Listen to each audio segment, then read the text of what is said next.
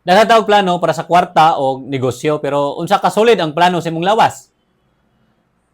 Kinahanglan nimo ang lawas, dili lang karon, kundi hangtod pohon. Ang lawas dili kalit magkasakit tungod sa edad. Ginabuhat na ang damage karon pa lang sa kulang sa tulog, sa sigig stress, sa walay exercise or lihok, sa okay ra ni nga mindset. Dili lang importante kung pila ka katuig mabuhi. Importante unsa ka ka-kusgan samtang buhi pa ka. Kay unsay pulos maabot kag 70 or 80 or 90 kung pirmi ka kapoy og daghan maintenance. Kung ang imong lawas, negosyo, pangutana imong kaugalingon, profit pa ba ni o loss na? Sugdi og atiman karon.